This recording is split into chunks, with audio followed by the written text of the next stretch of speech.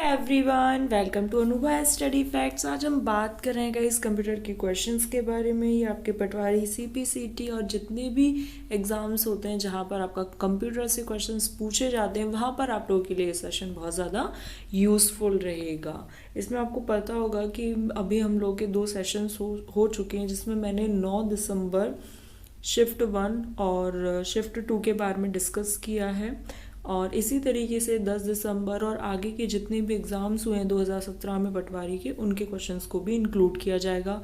Bank और SSC के questions को भी इंक्लूड किया जाएगा, ताकि आप लोगों को क्वेश्चंस के पैटर्न पता चल जाए कि क्वेश्चंस किस तरीके से पूछे जाते हैं। तो चलिए फिर आज का सेशन शुरू करते हैं। सेशन शुरू करने से पहले यहाँ पर आप लोग को बता दिया जाए कि पटवारी की जो टेस्ट सीरीज़ है वो परीक्षा ऐप के द्वारा लॉन्च कर दी गई है। तो आप लोग इसको परचेज कर सकते हैं, 50% डिस्काउंट पर इसको अवेल कर सकते हैं।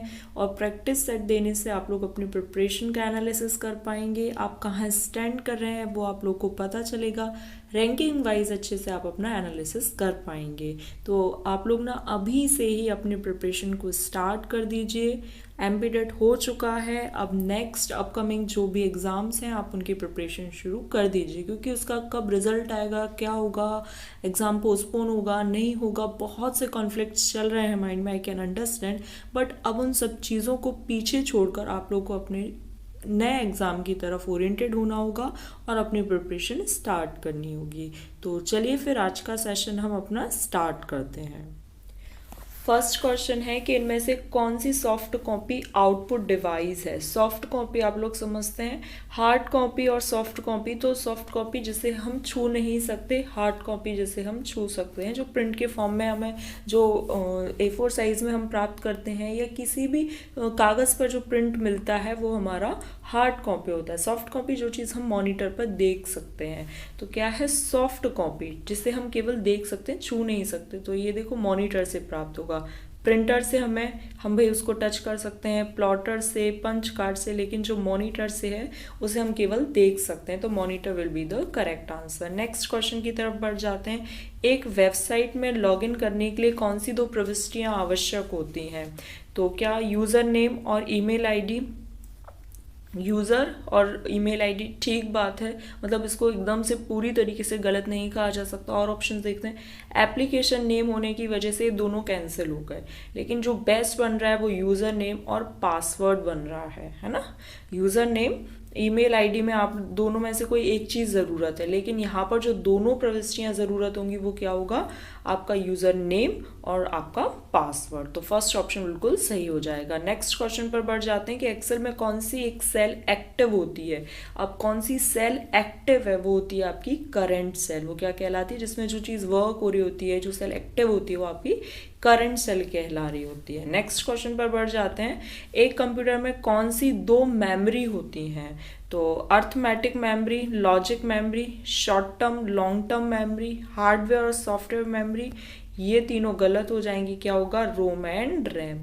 अब आप लोग मुझे रोम और रैम का फुल फॉर्म बताएंगे, लाइव चैट में बताइए जल्दी से। क्या होगा, रोम का फुल फॉर्म क्या होगा, रीड ओनली मेमोरी। रैम का क्या होगा, रैंडम एक्सेस मेमोरी। चलिए नेक्स्ट क्वेश्चन पर बढ़ जाते हैं। हाई अप्लाइड इंटरनेट कनेक्शन को और किस नाम से जाना जाता है। तो देखो आपने सुना होगा ब्रॉडबैंड कनेक्शन, है ना, ब्रॉडबैंड कनेक्शन। तो इसका दूसरा नाम क्या है, हाई अप्लाइड इंटरनेट कनेक्शन। ये आपकी 10 दिसंबर शिफ्ट 2 से क्वेश्चन पिक किए गए हैं, पटवारी के एग्जाम से, है ना। नेक्स्ट क्वेश्चन है कि कंप्यूटर निम्न में से क्या परफॉर्म नहीं कर सकता। तो इनपुट जो आप देते हो, आउटपुट जो आपको प्रोसेस होने के बाद मिलता है, प्रोसेसिंग कर सकता है लेकिन सोच नहीं सकता, थिंकिंग नहीं होती कंप्यूटर में। तो क्या परफॉर्म नहीं कर सकता, तो थिंकिंग परफॉर्म नहीं कर सकता है। नेक्स्ट क्वेश्चन पर बढ़ जाते हैं। अनसॉलिसिटेड कमर्शियल ईमेल्स जो हैं, मतलब जो आपके अनुपयुक्त ईमेल्स होते हैं ना, वो क्या कहलाते हैं, वो आपके स्पाम कहलाते हैं। आपने देखा होगा स्पाम, जैसे मोबाइल फोन्स में भी जो कंपनीज की तरफ से जो कॉल आते हैं, स्पाम लिखा आता है। I hope you got it. तो जो अनसॉलिसिटेड कमर्शियल ईमेल्स होते हैं उस पर क्या लिखा आता है, स्पाम। यहाँ पर आप देख सकते हैं नगर निगम स्टेनो सहायक ग्रेड 3 जो भी आप लोग प्रिपरेशन कर रहे हैं अगर कोई भी, तो आप इसको यूज़ कर सकते हैं इसकी टेस्ट सीरीज़ को, और एक ही कूपन कोड यूज़ करके आप पटवारी का या फिर जो स्टेनो का है या नगर निगम का है किसी भी एग्ज़ाम एमपी व्यापम की अगर आप प्रिपरेशन कर रहे हैं तो आप बिल्कुल कर सकते हैं। ठीक है, अगर आपने एमपी टेट में कोई कूपन कोड लिया होगा तो वो यहाँ पर भी आप इजीली यूज़ कर पाएंगे। और अगर आप अभी इसमें से एक भी कोई सा भी कूपन कोड ले लेते हैं एक बार तो वो पूरा 1 ईयर के लिए वैलिड रहेगा और आप किसी भी एमपी गवर्नमेंट एग्ज़ाम की प्रिपरेशन कर सकते हैं। तो अगर जो भी आप परचेस करना चाहते हैं तो लिंक जो है वो डिस्क्रिप्शन बॉक्स में दी गई है। नेक्स्ट क्वेश्चन पर बढ़ जाते हैं। नेक्स्ट क्वेश्चन है कि डॉट मैट्रिक्स क्या होता है। डॉट मैट्रिक्स एक प्रिंटर का टाइप होता है, डेजी व्हील है, डॉट मैट्रिक्स है, ये प्रिंटर के टाइप होते हैं। नेक्स्ट क्वेश्चन है एमएस वर्ड 2007 में कौन सा शब्द फॉन्ट ग्रुप से संबंधित नहीं है। तो फॉन्ट कलर होता है, फॉन्ट साइज होता है, श्रिंक फॉन्ट होता है, लेकिन फॉन्ट ग्रामर नहीं होता है, याद रखना। नेक्स्ट क्वेश्चन है कि सीपीयू का हिस्सा नहीं है। तो देखो 9 दिसंबर में आपसे क्या पूछा गया था कि सीपीयू का हिस्सा है, तो वहाँ पे हमने अर्थमेटिक लॉजिक यूनिट इसका आंसर लगाया था। अब 10 दिसंबर में आपसे क्या पूछा गया कि सीपीयू का हिस्सा नहीं है। तो देखो प्रोग्राम यूनिट है, कंट्रोल यूनिट है, एएलयू का फुल फॉर्म आप लोग बताएं क्या होगा। एएलयू का full form arithmetic logic unit. ठीक है, अब क्या पूछा गया कि सीपीयू का हिस्सा नहीं है, तो स्टोरेज यूनिट नहीं है। एमएस वर्ड डॉक्यूमेंट में न्यूनतम कितने रो और कितने कॉलम होते हैं। तो 1 रो और 1 कॉलम न्यूनतम पूछा है। कंप्यूटर सिस्टम बूट नहीं हो पा रहा है तो उसमें क्या नहीं है, तो उसमें ऑपरेटिंग सिस्टम नहीं है, ये याद रखिएगा आप लोग। चलिए नेक्स्ट है कि कीबोर्ड पर की का यूज कर्सर के बाईं ओर टाइप किया गया कोई टेक्स्ट अगर मिटाना है तो आप क्या दबाओगे, आप बैक स्पेस का यूज करोगे। तो अब आप लोग को पैटर्न पता चल रहा है ना, क्वेश्चन किस तरीके से पूछे जा रहे हैं। ये हमारा 3rd सेशन है कंप्यूटर से रिलेटेड। आप लोग को पसंद आ रहा है तो आप ज़्यादा से ज़्यादा शेयर कीजिए। वह सॉफ्टवेयर जो यूज़र को वेब पेज देखने की सुविधा देता है, तो क्या होगा, इंटरनेट ब्राउज़र जो वेब पेज को देखने की सुविधा देता है। नेक्स्ट, एमएस वर्ड में अंडरलाइन करने के लिए कौन सी शॉर्टकट की यूज होती है। तो देखो शॉर्टकट की से क्वेश्चन 9 दिसंबर शिफ्ट 1 में भी आया, 2 में भी आया, 10 दिसंबर शिफ्ट 1 में भी आया, 2 में भी आया।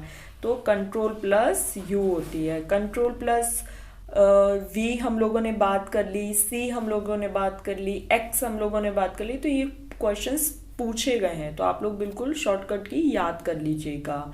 एक एक्सेल डॉक्यूमेंट जो कि फाइल के रूप में संग्रहित होती है तो एक्सेल डॉक्यूमेंट है। एक्सेल डॉक्यूमेंट है तो वो क्या है, वर्कशीट। नेक्स्ट क्वेश्चन पर बढ़ जाते हैं कि जो गैंट चार्ट है can be easily drawn in, किस में यूज किया जा सकता है, किस में बनाया जा सकता है गैंट चार्ट को, तो एमएस एक्सेल में।